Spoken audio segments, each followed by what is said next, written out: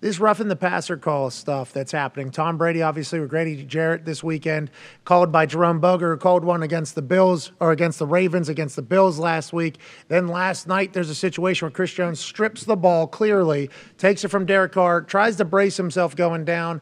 Doesn't matter, the refs say. When you're in a throwing posture, that's going to take place. You can't review roughing the passer. It's really end-all, be-all, and it's affecting games.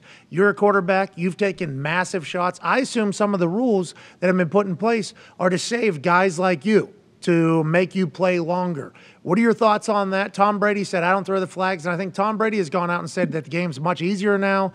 It's he didn't like the calls. I think you've said the same thing. But what do you think about how we fix it? How do we fix it? Is it fixable? And where do you stand on the whole roughing the passer maybe being a reviewable penalty situation? Yeah, look, they tried to do that with pass interference a couple of years ago. It's tough because there's a big subjective nature to that call. And I don't know how much you can see objectivity in a slow motion replay.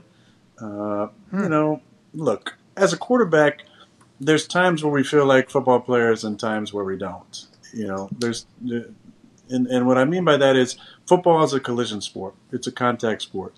And so when we're involved in those collisions, there's part of us, maybe it's the kid in us who grew up, you know, not necessarily playing quarterback, playing defense, playing running back, playing linebacker, tackling, you know, doing more of the stuff that everybody else in the field is doing every single time, not just, you know, dropping back and throwing the ball and not getting hit every single play. There's something about that I think we do enjoy. You know, we enjoy the contact.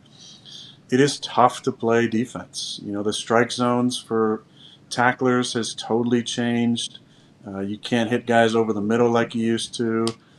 And then policing the quarterback position is the number one thing. And there's been multiple hits that have changed the course, the direction of roughing the passer, which makes it really tough. We've been on the wrong side of a few of those calls over the years that kind of look similar to the play last night. I don't know, and again, I'm making a generalization here and just speaking for myself, though, but I personally am not begging for those calls, for that call last night. Like, I don't know what else Chris Jones can do on that play. And that would not be a call I'd be begging to hit. The things that I think are most important is the shots to the head.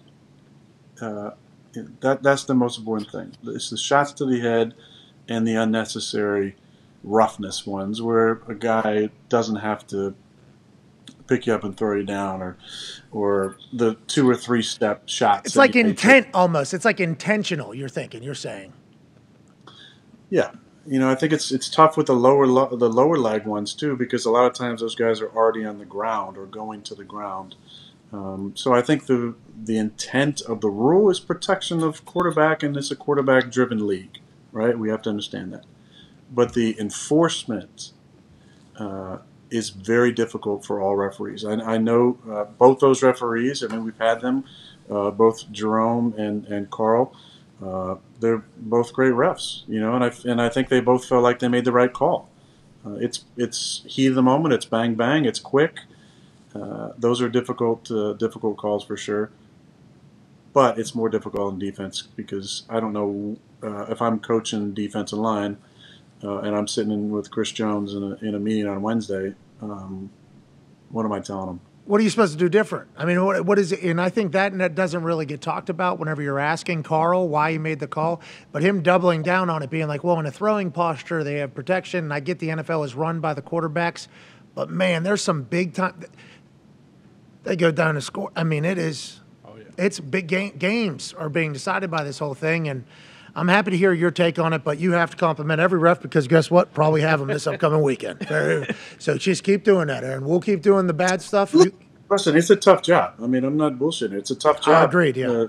Everything happens in fractions of seconds, and you have to make decisions which could impact games on what you're seeing. And I don't think it's to go down the road of reviewing it. I think we might end up in the same spot we did with pass interference, where there's gray areas, and then one call changes the entire trajectory of all other calls that fit under that, that standard. And I don't think when we did pass interference, I don't think what was accomplished was what we had hoped. Because, like I said, one call refereed and interpreted a certain way changed, the review process on every other play. And I just think that that's what's going to happen when you have a subjective call. There's intent involved, and when intent is involved, it on a foundational level takes it out of a purely objective rule. And I think there's so much gray area that it may do more harm than good. Yeah, none of us know the right answer, I guess, at this point. I'm happy to hear your take on it. But, Aaron, if you get picked up and dropped on your head, we're going to be mad about it. Yeah. Goddamn right. Throw the flag.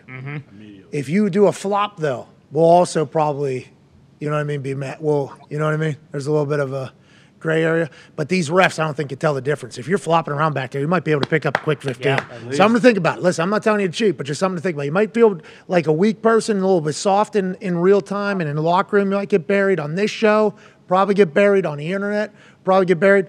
That's the first down, baby. That's right. Come on. Are we moving the chains or are we not? You know what I mean, Aaron? I don't think it's worth it.